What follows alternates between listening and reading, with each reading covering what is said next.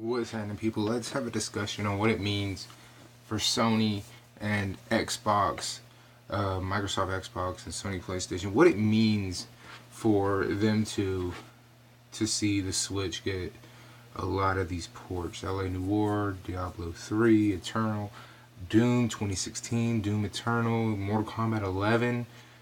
What does it mean to these companies, as Nintendo Switch seems to be the platform that developers want to go to?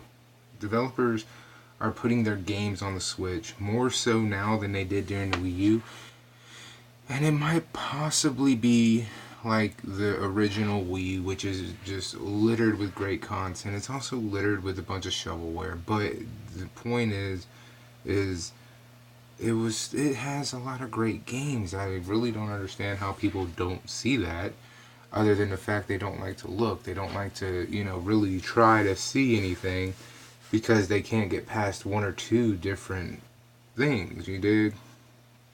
So, what does it mean for Nintendo to start getting all these games? Well, it puts PlayStation and Xbox in a weird spot. Both PlayStation and Xbox don't have a means of being the hybrid console that Nintendo has. They don't have the same outlook. They don't have the same appeal. Okay, if I can get Mortal Kombat 11 on my Switch, guess where I'm going? I'm going with the Switch, because I no longer have to be like at a friend's house who has a PlayStation 4, or my house where the PlayStation 4 is, or anywhere where there's a PlayStation 4 and Xbox One. I can be out running around doing whatever the hell I'm doing, and Mortal Kombat 11 can be on me. The biggest thing here with Nintendo Switch is the fact that it can be kept on you, on your person. You can have it with you. This is the one driving force behind the Nintendo Switch that can actually bring a halt to Sony and Microsoft.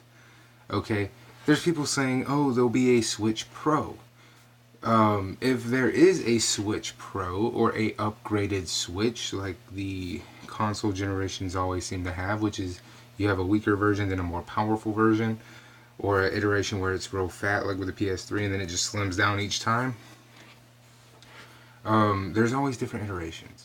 And the Nintendo Switch sits in a very odd spot when we talk about these iterations, because if Nintendo does decide to go, and they do decide to option a more powerful tablet, and you can still use the Joy-Cons you have, and you can still use the dock you have, or they come out with a more powerful docking station which is able to upscale 4K, which is able to output 4K in 30 frames easy, or shit like that, right? And it's easy. It turns into be the easiest console to develop for, because it has power in the tablet, and it has the ability to do like 4K 30 in tablet and say 4K 60 in the dock.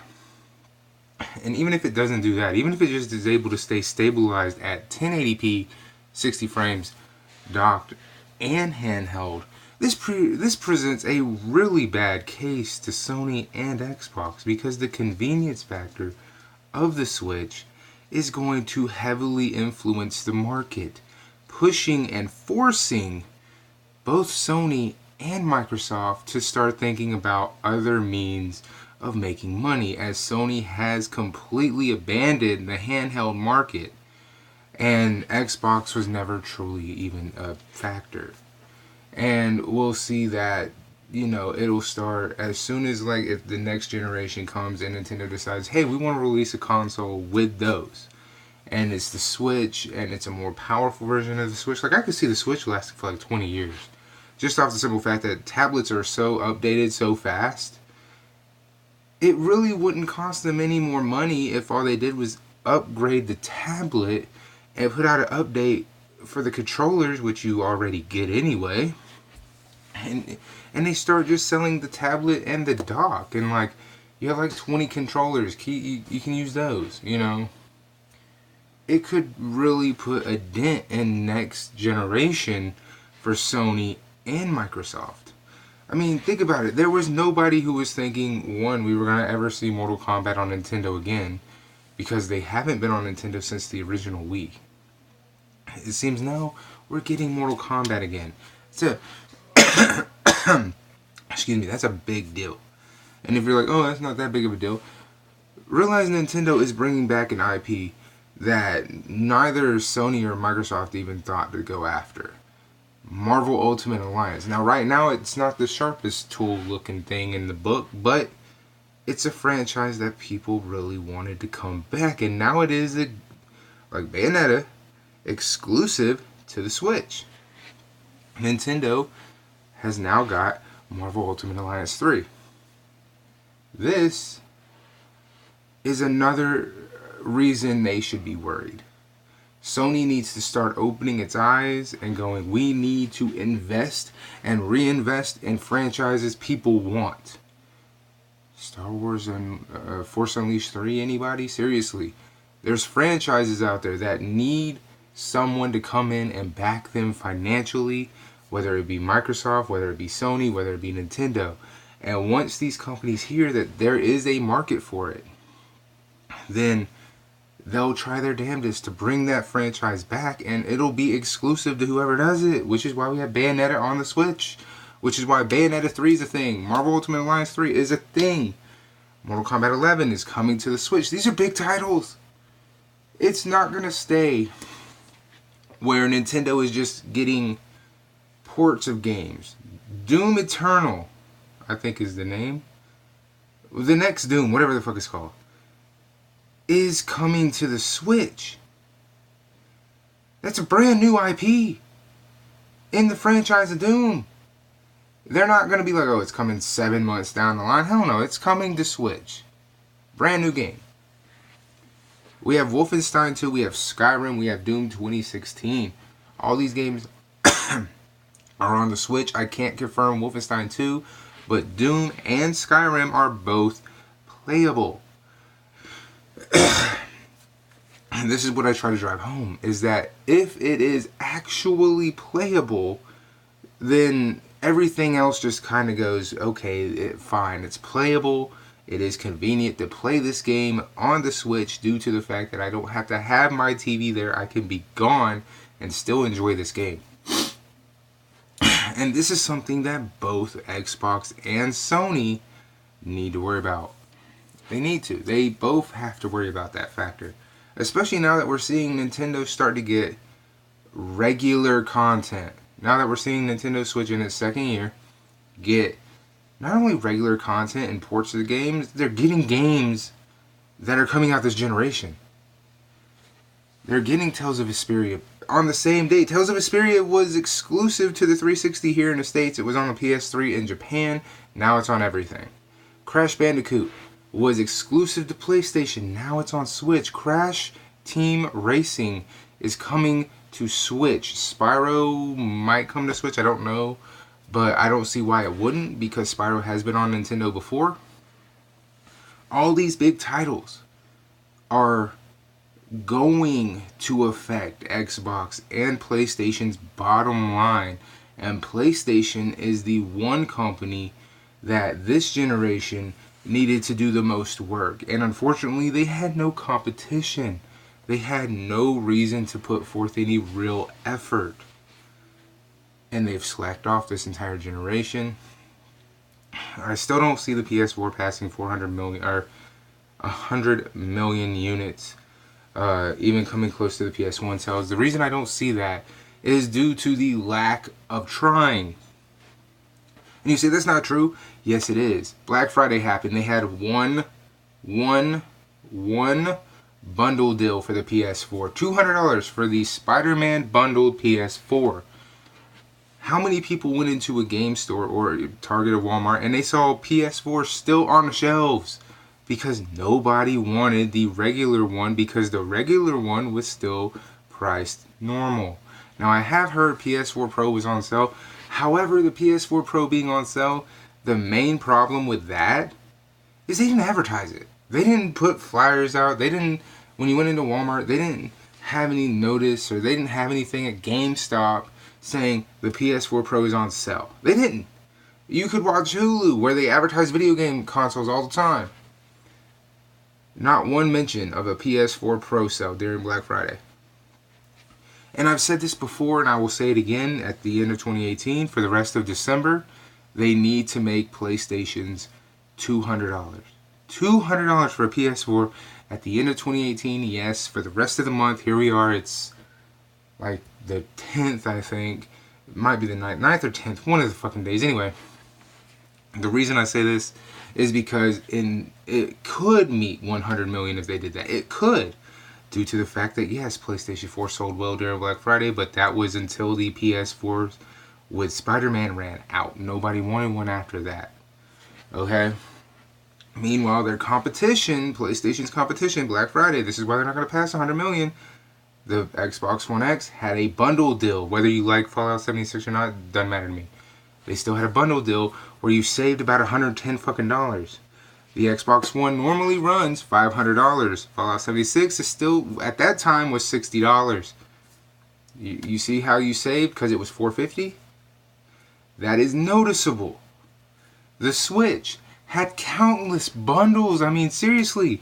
There was a Mario Kart bundle. There was a Splatoon 2 bundle. There's a Mario Odyssey bundle. There's a Legend of Zelda bundle.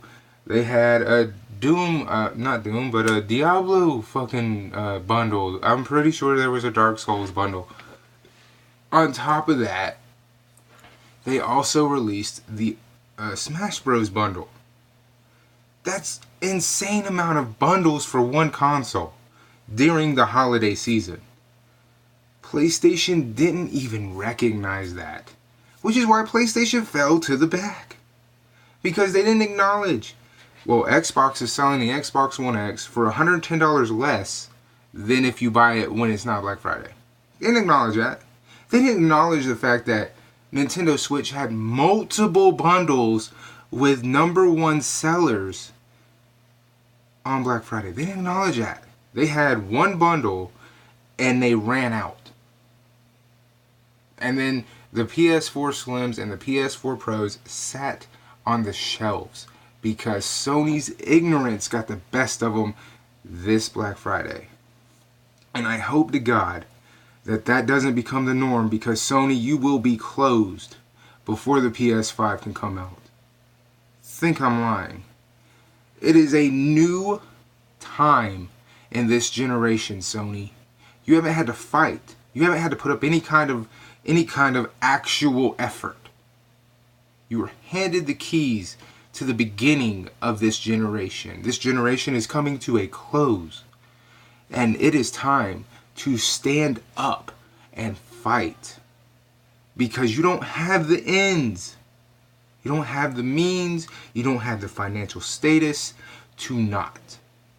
The fact of how lackluster your competition was for Black Friday, for even till the new year, is truly abysmal. It is just, as a fan of watching all these companies try to one-up each other, Sony, you are the one who is getting one-upped constantly now.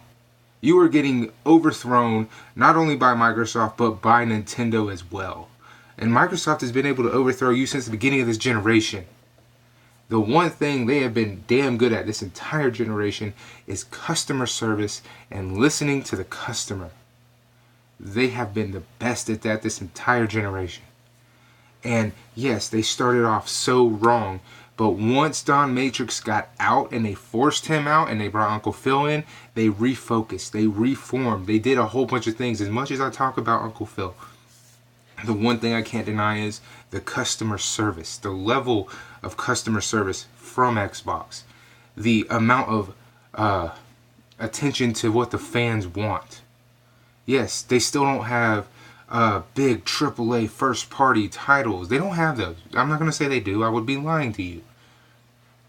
They made a bunch of missteps, but the one thing they have been consistent with is listening to the customers when there's an actual problem. Sony, your customer service is for shit. And the way you've handled listening to us this entire generation has been downright atrocious. It's just been, how are you still in business?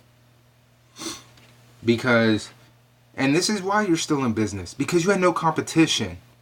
If Xbox would have came out the gate with the Xbox One in a completely different light, we would have got a completely different Sony. Okay? If you think, oh no, we wouldn't have. Do you not remember the PS3 and how they had to humble themselves and pretty much go kiss everyone's ass just to sell the PS3? So don't tell me Sony doesn't know how to humble themselves. Don't tell me Sony won't kiss anybody's ass. This is the second generation in which they have not outperformed the first or second. Financially, that is fucking horrible.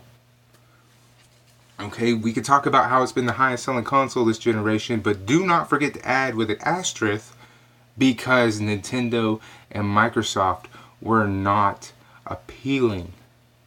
I'm telling you, if people had interest in the Wii U, Sony's PS4 would have been completely different. Had people wanted to go and buy an Xbox One, and to the point where it would have actually affected Sony, Sony would be completely different. Okay?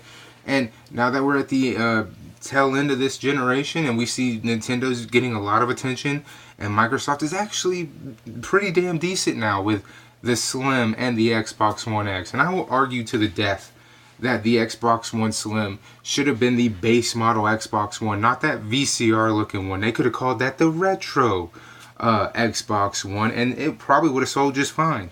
But no, they went with that design for the first iteration, and it backfired on them horrendously. But Xbox, ever since releasing the Slim and trashing that VCR model, has went on to actually outsell Sony a few times. And they are probably more subscribed to via Gold and via the Game Pass than Sony is. And Sony has more customers, they got more systems, but they are still overpriced and they still have the shittiest customer service. Alright. Nintendo, the company everybody was counting out, comes out with a hybrid system. Oh, well, it's only going to be a Zelda machine. Then it turns into, actually, holy shit, it's getting a lot of decent games. We got Revelations 2, a game that I consider to be very disrespectful for not even putting Revelations 2 on a Nintendo device, because if it wasn't for the 3DS, Revelations wouldn't have ever been a fucking thing.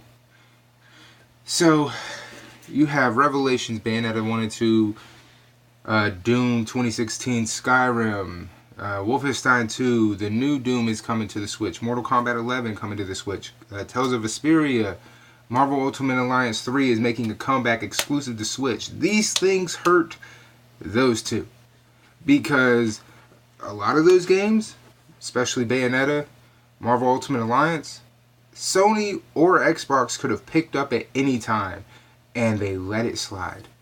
Nintendo was like, let's buy it, man. We need people to start buying our Switch more. We want people to own 2 or more. And like I said at the beginning of this video, if Nintendo decides to make a Switch that is more powerful than the one we have now, it can do some real damage. I've said this before, convenience is a motherfucker. It is the biggest selling point to the Switch. Convenience. It is the biggest selling point. Because while Doom sold really well on the PS4 and Xbox One, more people bought it again on the Switch because they could take it with them. In fact, hold on one second. In fact, here's mine. This is my carry case. Yes, it's Mario Kart. Shut up. I love Mario Kart, and I'm pretty sure it's even what's in here. There's my Switch. It's in its to-go pack.